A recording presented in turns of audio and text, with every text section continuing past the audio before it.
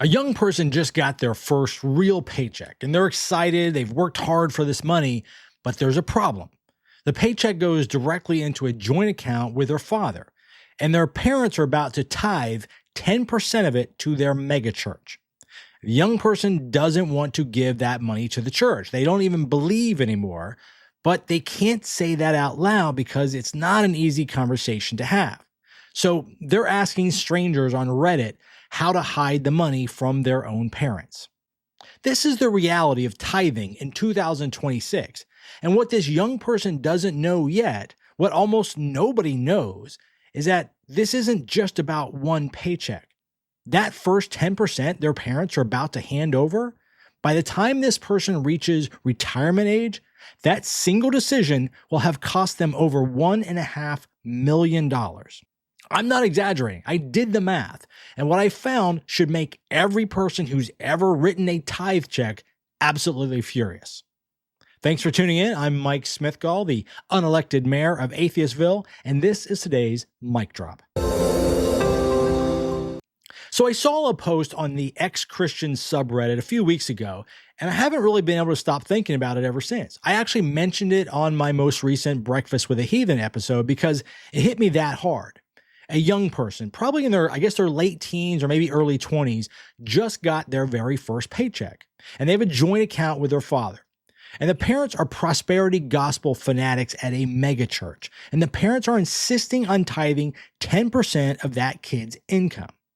And the young person is posting asking for advice. How do I get out of this? How can I take cash out and pretend that I tithe? Can I convince them to give it somewhere else? And then this part hit me. They said that I am concerned that if I do not comply, my dad has the ability to forcefully transfer money out of my account. The fact that they're worried about that is really upsetting. And despite being presented as theology, this is actually financial abuse wrapped up in scripture. And the worst part, this young person has no idea how much this is actually going to cost them. Nobody does. Because when you're 22 and you hear give 10%, you think you're sacrificing a night out or a new pair of shoes or whatever the hell you're doing. You don't realize you are sacrificing your entire financial future. Now, before we get to the math, let's talk about where this 10% idea even comes from, because it's not exactly what most people think. The concept of tithing 10% shows up in the Old Testament. It was an agricultural tax for ancient Israel. You gave a tenth of your crops and livestock to support the Levitical priesthood and the temple system. It wasn't optional, and it wasn't about your personal relationship with God. It was a civic obligation in a theocratic society. Now, fast forward to the New Testament, and you know what Jesus said about tithing 10% of your income? Nothing. Paul? Nothing. The early church? They don't mention it. What they talk about is voluntary giving, generosity, supporting the community, but there's no mandated percentage. The modern 10% tithe as we know it today was popularized more in the early 20th century and exploded with the rise of these mega churches and the prosperity gospel. It's not ancient. It's not biblical in the way that most people think. It's a fundraising strategy that worked so well that it became doctrine. And here's the thing. I am not here to tell you whether you should or shouldn't give money to a church. That is absolutely your business. What I'm here to do is make sure that you understand what you're actually giving away, because, again, most people don't. So here's what I do want you to know. Most people are not former financial advisors like me. Most people don't have an MBA like me. So when they hear give 10%, they think it's a small sacrifice. They think it's manageable. They think it's just money that they would have spent on something frivolous anyways. So it's presented in a way that sounds very, very easy. They have no idea that they're forfeiting millions of dollars. Like I do for too many things, I built a spreadsheet. I wanted to see what actually happens when you tithe 10% of your income from age 25 to age 65 versus investing that same 10% in a standard S&P 500 index fund. And I didn't want to cherry pick numbers or make unrealistic assumptions, so I used the Bureau of Labor Statistics data. The actual wage growth rates that they documented in a 40-year study of American workers. So I started with someone making about $45,000 at age 25. That is a reasonable starting salary for someone entering the workforce after college.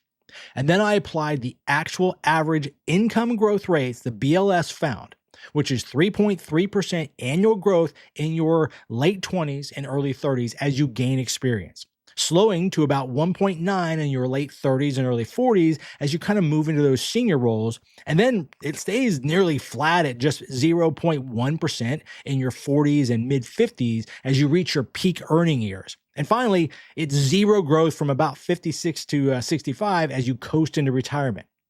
So this isn't optimistic. This isn't a modeling some sort of superstar career. This is literally what happens to the average American worker according to the government's own data. So here's what I found. If you follow this completely average career path and you tithe 10% annually, by the time you're 65, you will have given the church $285,000 in cash.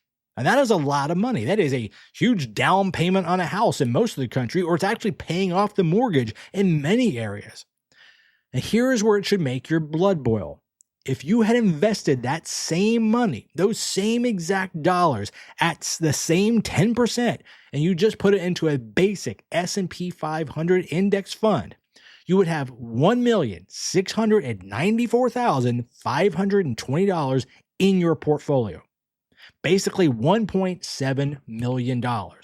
The opportunity cost of tithing isn't $285,000. It's $1.4 million in lost wealth. And that is a conservative average. If you're someone who makes better career moves, who job hops strategically, who gets promoted, who does better than average, the numbers get even worse. But we don't even need to go there. The average case is devastating enough as it is. All right, so here's the cruelest irony in all of this. The church wants your money when you're young.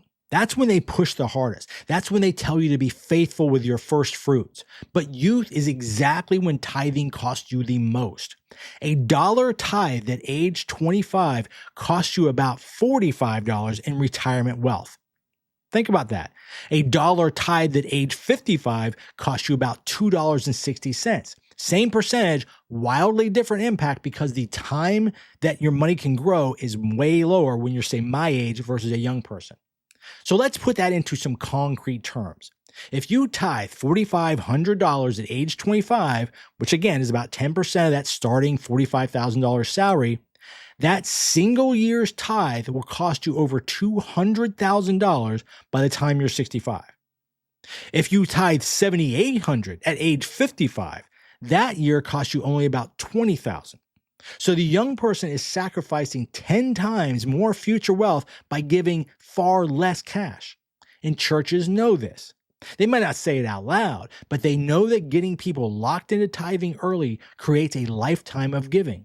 And they know that young people don't have financial advisors. They're not going to run the spreadsheets. They don't see the compounding cost. They just see 10% and think, okay, that's a small ask.